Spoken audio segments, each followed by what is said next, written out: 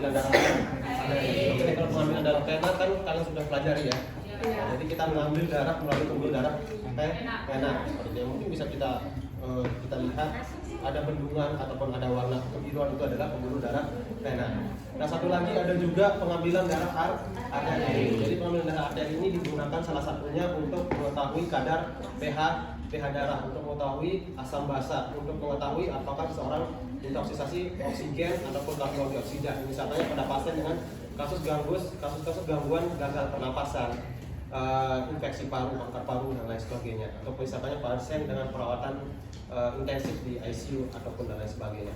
Nah, salah satunya nanti pemeriksaannya bisa digunakan dengan cara analisa gas darah. Analisa gas darah ini ngambilnya darah dari arteri. Nah, mengambil darah arteri itu tidak bisa seperti mengambil darah vena. Karena apa? Karena kalau pembuluh darah arteri tidak bisa dilihat.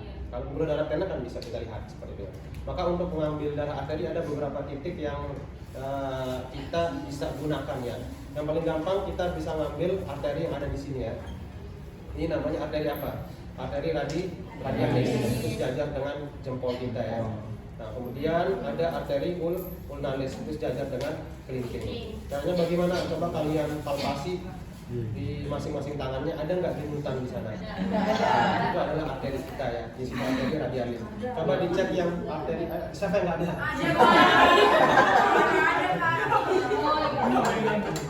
Oke, kemudian coba di sebelah kirinya sejajar dengan kelingking, di sana ada arteri ulnaris. Walaupun agak sama-sama, tapi di sana ada denyutan ya. Coba pelan-pelan. Oke, itu arteri radialis dan arteri ulnaris. Selain itu ada juga arteri brachialis. Brachialis di sini ya. Nah, di sini sejajar dengan kelingking. Ada nggak? Kalian rasakan? Ada ya. Oke. Selain itu ada juga arteri femoralis. Misalnya pada bayi atau pada pasien yang luka bakar ya, jadi tidak ada bisa kita rasakan. Ini bisa kita rasakan di arteri femoralis di sini. Coba, jangan di temannya. Oh, sekian. Kalau ke depan. Bisa dicoba sendiri. Arteri femoralis dicoba sendiri ya. Ini biasanya ada denyutannya walaupun agak kecil juga.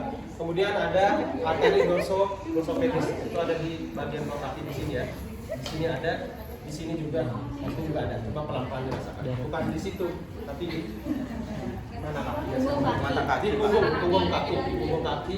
Ada juga di mata kaki juga ada di sebelah sini sama di kiri kanan ada. Bukan di belakang. Di sini.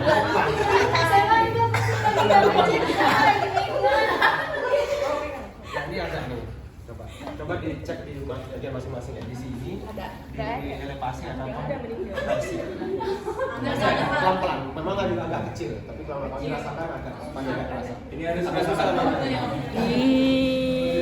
Bukan di belakang. Jangan ditumit. Bukan ditumit ya. Oke. Di depannya di bagian dorso sama pedisnya di sini. Bukan di belakang. Nah, ya itu ya umumnya yang bisa kita gunakan. Atau pada bayi juga biasa ada di sini di bagian kepala. Jadi kalau kalian lihat bayi biasanya itu ada denyutan di sini ya. Itu juga bisa digunakan. Tapi itu hanya kalau pada pasien dewasa juga bisa kita gunakan. Oke, itu yang terkait dengan lokasi pengambilan darah arteri. Kemudian alat-alatnya apa saja? Alat-alatnya seperti biasa nanti kita menyiapkan step khusus ya. Jadi untuk pengambilan darah arteri kita menggunakan step khusus untuk mengambil darah arteri ya. Bentuknya kurang lebih seperti ini. Nanti biasanya dilengkapi juga dengan penutup step ya, atau dengan penutup jarum ya. Atau penutup jarum. Itu biasanya dilengkapi dengan ini. Jadi beda dengan step pada umumnya ya, step 3 cc. Tapi bentuknya sama, hanya saja nanti di sini ada perbedaan ya. Dan ada penutup yang diberikan. Ini khusus untuk step yang kita gunakan untuk mengambil darah arteri. Kemudian selanjutnya kita membutuhkan yang namanya ini ya, namanya heparin. Jadi sebelum nanti kita mengambil darah, nanti terlebih dahulu kita masukkan obat ini ke dalam step sebanyak 0,1 sampai dengan 0,2 cc dikit aja. Tujuannya apa? Diberikan heparin, tujuannya agar darah yang diberikan lebih awet, tidak cepat untuk terjadi pembukuan ataupun koagulan, jadi tidak cepat rusak seperti itu. Kemudian jika perlu kita bisa juga menggunakan saturasi oksigen ya. Jadi saturasi oksigen ini fungsinya apa? Nanti saya jelaskan ya. Kemudian kita juga membutuhkan tempat penampungan khusus ya. Jadi darah arteri ini karena dia sifatnya cepat mengental, maka dibutuhkan suhu yang lebih dingin. Jadi kalian bisa membawa termos yang terisi dengan es batu, atau bisa juga menggunakan pouch yang terisi dengan es batu. Nanti kalian bisa menyimpan stek ini di dalam wadah tersebut seperti ini.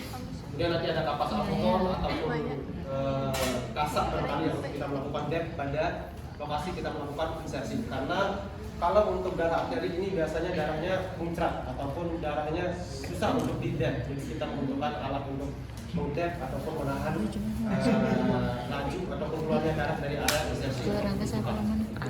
Oke, itu alat-alatnya ya. Oke, sekarang persiapan untuk kita melakukan pengambilan darah arteri. Sebelum kita ngambil darah arteri, kita harus cek dulu arteri yang mau kita ambil itu dia sirkulasinya baik atau tidak. Kalau sirkulasinya tidak baik, tidak bisa kita ambil seperti itu ya. Kenapa? Karena nanti pada saat mengambil darah arteri kita tidak sedot, tapi darahnya sendiri yang akan keluar melalui spet ini. Kelihatan kok. Cara ngetesnya bagaimana? Nah, contohnya adalah yang paling sering kita gunakan di bagian arteri radialis dan ulnalis. Oke, kita berhadapan dengan pasien seperti ini, kemudian kita raba di mana radialisnya. Oke, di sini ya. Kemudian ada arteri ulnalisnya, kita raba. Kemudian kita tekan seperti ini, ditekan kuat, tapi jangan kuat banget ya. Dipatah. Oke, kemudian setelah ditekan kuat, kita minta pasien untuk mengepal dan membuka tangannya. Sekarang kepal dan buka. Agak kuat, kepal dan buka. Kepal lagi, buka lagi, kepal lagi, buka lagi, kepal lagi, buka lagi. Coba bandingkan dengan yang tangan yang kiri. Pucat nggak tangan yang kanan? Ya, pucat karena saya melakukan blok. Nanti kalian buka salah satunya. Misalnya kalian ingin ngecek yang ulnalis kuat nggak pas polarisasinya, maka dibuka dulu yang ulnalis. Balik nggak? Ya. Jadi pada sirkulasi yang baik, dia akan balik warnanya menjadi pink ataupun kemerahan dalam waktu 5 sampai dengan maksimal 15 detik. Tadi ada berapa detik kira-kira? Kurang dari 3 detik ya, berarti yang ulnalisnya kuat seperti itu. Jadi bisa kita lakukan pengambilan darah pada arteri ulnalis. Atau misalnya kita cek yang radialis, sama juga. Kita tekan di sini, kuat seperti ini. Sekarang balik lagi seperti mengepal, buka, kepal, buka sampai dengan pucat ya. Kepal, buka. Nah. Oke, sudah terlihat pucat nggak? Sudah ya. Kita buka yang radialis. Oke, cepat nggak baliknya? Jadi cepat ya, kurang dari 5 detik, maksimalnya 15 detik. Kalau ternyata pada saat kita lakukan palpasi, pada saat kita buka, ternyata lambat lebih dari 15 detik balik, tapi mungkin lama setelah setengah menit ataupun 1 menit seperti itu ya, baru kembali ke warna yang normal, maka tidak bisa kita lakukan penusukan pada arteri tersebut. Karena apa? Karena vaskularisasinya tidak baik seperti itu. Bisa juga kita mana tadi yang itu? Alatnya SpO2-nya, saturasi oksigen. Nah, ini bisa juga kita ukur dengan saturasi oksigen. Jadi biasanya kalau vaskularisasinya tidak baik, biasanya saturasi oksigen pada untuk membuktikannya, untuk kita memastikannya.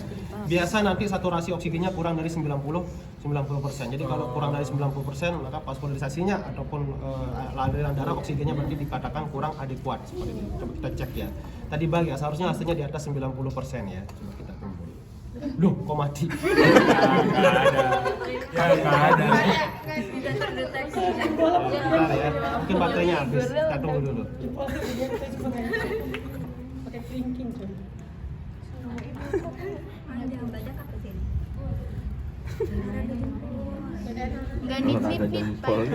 Nggak apa-apa ya. Tapi pasti di atas 90% ya. Karena pasien sadar dan vaskularisasinya baik. Begitu ya caranya ya. Jadi kita cek. Ini namanya Allen test ya, untuk mengetahui vaskularisasi baik atau tidaknya pada arteri yang akan kita ambil.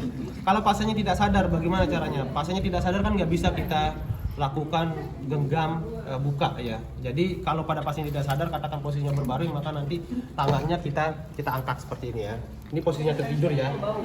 Posisinya tidur, baru nanti kita tahan sampai dengan pucat. Baru nanti kita cek apakah dia kembali normal atau tidak. Kalau misalkan pasiennya tidak sadar ya. Jadi kalau misalnya pasien ICU kan banyak yang keadaan sadarnya kan bukan kompos mentis ya, tapi koma barangkali ataupun stupor dan lain sebagainya. Oke, kalau sudah Kemudian baru kita siapkan alatnya. Tadi alatnya misi ya. Tadi alatnya apa saja? Kelupaan saya. Tadi pakai ini dulu ya. Iya. Hah? Jadi sebelum menggunakan pakai ini. Beneran. Iya, tusuk beneran. Ini kalau dipakai Udah lupa Pak. Saya punya Bukan, ini buat bekaskan kalau kelas kemarin semua. Ini yang 5 cc. Apa-apa Ah. yang kita Pak. Ini kemudian Perlu nggak Pak saya mintain? Tidak. Belum. dia asalkan probandusnya mau aja karena Kaya banget, syuting Mau juga Tinggi diimpus. Pak, voting tertinggi karena mau. agak lumayan nyeri. Nanti biasanya bengkak. Ya, nggak apa-apa. Ini tidak saya sarankan untuk kalian coba sendiri ya. Nanti kalau mau nyoba yang benar-benar bersedia aja ya, yang benar-benar bersedia aja. Karena di sini darah arteri ya, jadi nanti takutnya muncrat kalian panik seperti itu. Dia darah biru. Oke, kemudian nanti setelah kita sudah siapkan, nanti jangan lupa diambil dulu apa namanya Heparin. heparinnya ya. Cukup dikit aja 0,1 sampai dengan 0,2 ya. Kita sedot.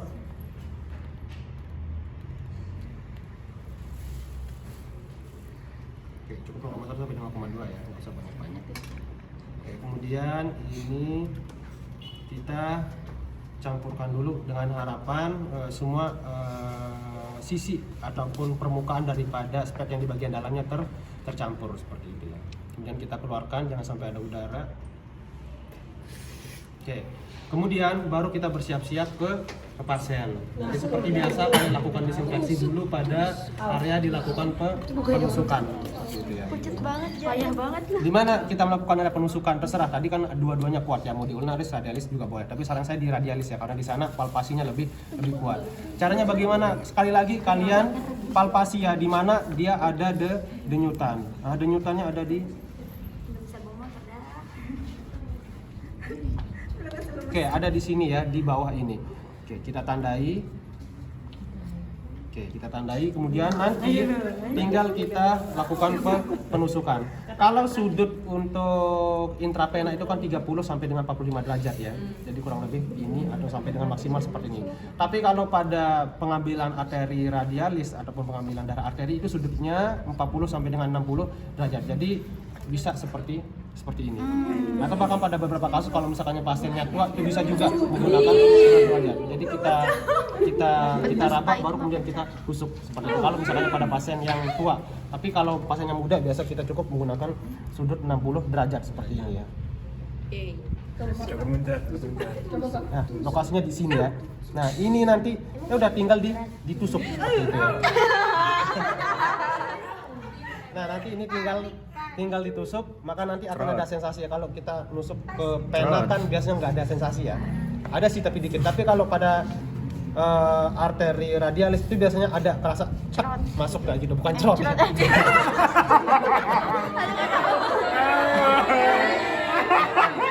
Masih Oke. Nanti itu biasanya ada sensasi terasa masuk tek seperti itu ya. Maka nanti kalau sudah masuk kalian nggak usah ini ya. Kalian nggak usah tarik. Tapi nanti darahnya yang akan mengisi sendiri. Kenapa? Karena dia tekanannya kuat. Jadi nanti kalau nggak masuk, misalkan tadi udah ada sensasi rasa masuk ya, jangan dicabut lagi seperti itu ya. Udah kalau misalkan dia nggak masuk lagi, udah coba miring kiri, miring kanan, masukin lagi ke depan ataupun ke belakang.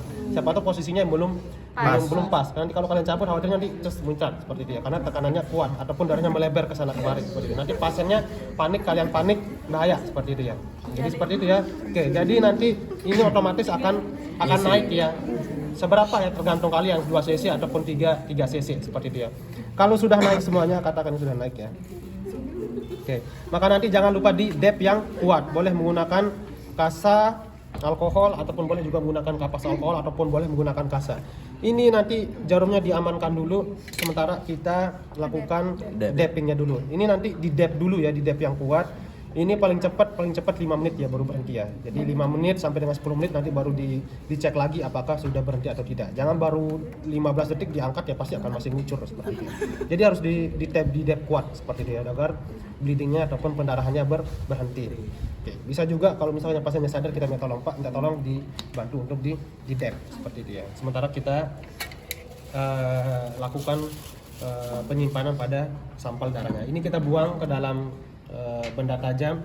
Ini nanti kita kocok-kocok dulu atau misalkannya seperti ini dengan tujuan agar heparin dan darahnya tercampur. Tadi kan sudah ada heparin di sini ya. Oke, kemudian diberikan labeling, kemudian kita simpan. Sebelum disimpan masukin dulu sini ya. Ini pakein ini dulu ya biar nanti darahnya nggak ngucur kalau misalkannya takutnya tergencar seperti ini ataupun tertekan. Jadi kita gunakan ini. Kemudian disimpan ke dalam wadah yang sudah ada berisi es kayak gitu ya. Jangan dimasukin. Tinggal dijual. Iya, jangan dijual. Atau kosong. Oke, kemudian kita cek kondisinya kalau sudah 5 menit minimal ya. Pas 5 menit sampai dengan 10 menit baru kita cek apakah masih bleeding atau tidak. Kalau masih ya lanjut lagi depth-nya seperti itu ya. Biasanya banyak darah, kalau darahnya banyak ya udah ganti lagi dengan yang baru seperti itu ya. Sambil di depth, kalau sudah ya nanti tinggal di plaster seperti itu ya. Oke. Bisa Pak. Lah. Sudah nggak apa-apa sebagai contoh aja. Ya.